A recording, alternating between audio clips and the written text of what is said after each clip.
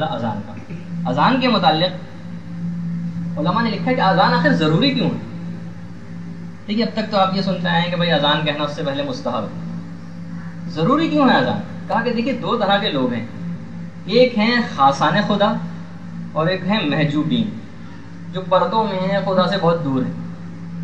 یہ اس وجہ سے اذان کو یعنی مستحبات میں ضروری خیال کیا گیا ہے کہ کہیں خاصان خدا جو شوق پروردگار کے اندر اتنے زیادہ بےتاب رہتے ہیں، اگر ایک دم سے نماز شروع کر دی تو امید ہے کہ ان کی روح قفس انصری سے پرواز نہ کر جائے پروردگار سے ملاقات کے شوق میں۔ کہا کہ اذان اور اقامت میں ان کو روح کو ذرا سہارا ملتا ہے۔ اور محجوبین جو ہیں ہماری طرح کے لوگ، کہیں ایسا نہ ہو کہ بے ادبانہ اور گستاخانہ محضر خدا میں حاضر ہو جائیں، اذان و اقامت سے تھوڑی سی تیاری کرائی جاتی ہے۔ یعنی آپ یہ دیکھیں کہ اذان و اقامت کی اس لحاظ سے اپنی حیثیت، اور جن کا مقام بہت زیادہ بلند ہے ان کو تو ایسا نہ ہو کہ روح قفس انصری سے پرواز کر جائے شوق ملاقات میں۔ کہا جاتا ہے نا اذان نماز میں انسان پروردگار سے ملاقات کرتا ہے، لیکن ہماری تو کسی کبھی ملاقات نہیں ہوئی، اس وجہ سے نماز کو ایسا نہیں بنا پائیں۔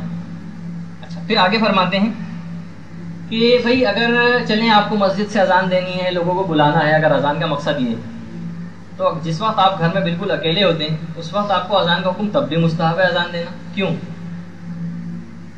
ایک سوال ہے نا کہ بھائی ٹھیک ہے اذان سے لوگوں کو بلانا مقصد ہے کہ نماز کے لیے آئیے، آپ گھر کے اندر ہیں، بالکل دروازہ بند ہے، نہ کسی کے آنے کا امکان ہے، پھر بھی اذان دینا کیوں مستحب؟ کہا کہ جو آپ کی مملکت نفس ہے نا، اس میں خدا کی طرف سے کچھ معمور فرشتے ہیں، اور اس مملکت نفس کے اندر طاقتیں بھی ہیں۔ اس مملکت نفس آپ کچھ طاقتیں ہیں نا، قوہ غضبیہ ہے آپ کے اندر، قوہ شہوانیہ ہے آپ کے اندر، تو اللہ کے جو اسم اعظم ہے اس کا اعلان اب اپنی مملکت نفس میں کرتے ہیں تاکہ تمام قوتیں مسخر ہو جائیں پروردگار کے اسم کے آگے۔ یہ جو بار بار یہ اذان دینے کا جو حکم ہے یہ اپنے نفس کے اندر اس اسم اعظم کو پروردگار کے پہنچایا جاتا ہے کہ یہ جو نفس کی قوتیں سرکشی اختیار کرتی ہیں نا، ان کی یہ سرکش نہ ہونے پائیں، بار بار ان کو دبایا جاتا ہے پروردگار کا نام کا اعلان کر کر۔ دیکھیے بہرحال اذان کس طرح کے پہلو بھی ہیں۔ پھر ایک فرماتے ہیں کہ 4 مرتبہ آپ اللہ اکبر کہتے ہیں نا ہاتھ اٹھا کر، ہر ایک دفعہ اگر آپ نے شرائط کے تحت کہا، جو کمال کی شرائط ہیں جو بھی آگے چل کر بھی آئیں گی، تو ایک دفعہ سے ہاتھ اٹھانا اللہ اکبر کے لیے ایک پردہ چاک کر دیتا ہے پروردگار عالم کے خود تک پہنچنے کے لیے۔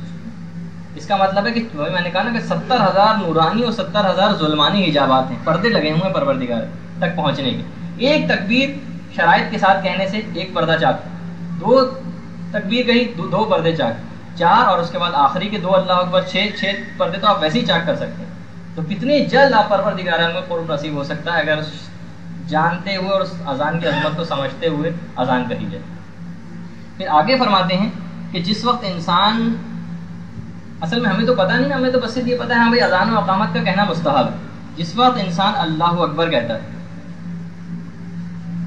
اذان اور اقامت کہتا ہے، تو جیسے ہی وہ کہتا ہے نا، اگر روایت کے اندر ہے کہ اگر صرف اقامت کہتا ہے تو ملائکہ کی پوری صف اس کے پیچھے آ کر کھڑی ہو جاتی ہے نماز کے لیے، وہ اس وقت پیش امام ہو جاتا ہے اگر صرف اقامت کہے۔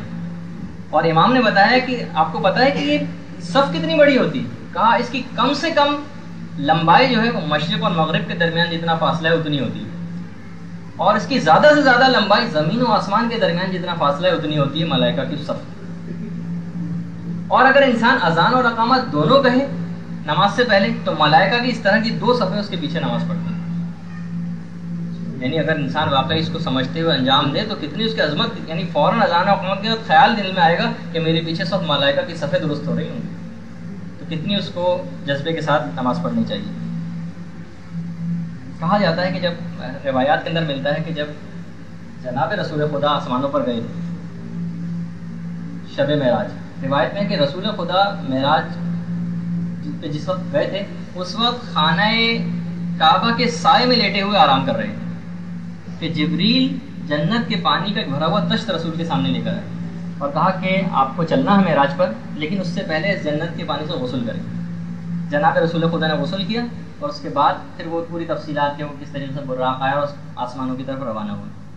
پہلے آسمان پر جب پہنچے تو روایت میں کہ پہلے آسمان کا ایک دروازہ، امام خمینی نے اس روایت کو لکھا ہے، پہلے آسمان پہ ایک دروازہ ہے جہاں معمور فرشتے ہیں۔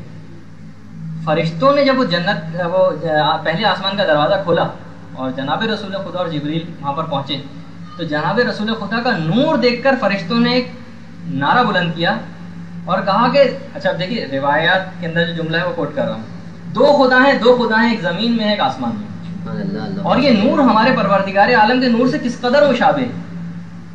اس وقت جبریل نے اللہ اکبر تکبیر بلند کی، 4 مرتبہ اللہ اکبر کا۔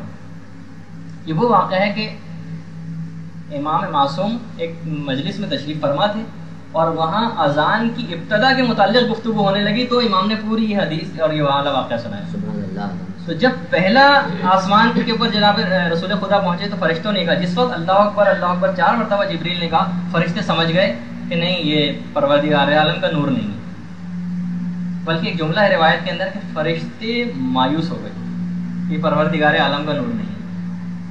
پہلا آسمان فتح ہو گیا، اب جناب رسول خدا دوسرے آسمان پر گئے، دوسرے آسمان پر بھی یہ واقعہ پیش آیا۔ روایت میں جملہ ہے کہ فرشتے جو ہے وہ رسول خدا کے نور کو دیکھ کر گرتے پڑتے جا رہے تھے، تاب نہیں لا پا رہے تھے جناب رسول خدا کے نور کی۔ اس وقت جبریل نے آواز دی، اشہد ان لا الہ الا اللہ، اشہد ان لا الہ الا اللہ۔ اس کے بعد تیسرے آسمان کے اوپر جناب رسول خدا پہنچے، وہاں بھی یہ واقعہ پیش آیا۔ پھر جبریل نے کہا اشہد ان محمد الرسول اللہ، اشہد ان محمد الرسول اللہ۔ پھر جب چوتھے آسمان میں پہنچے، اب تمام فرشتوں کو پتہ چل گیا تھا کہ جناب رسول خدا تشریف لائیں۔ جیسے ہی فرشتوں کو پتہ چلا، اب روایت کا جملہ ہے کہ سارے فرشتے آ کر رسول خدا کو سلام کرنے لگے اور امیر المومنین کی خیریت دریافت کرنے لگے۔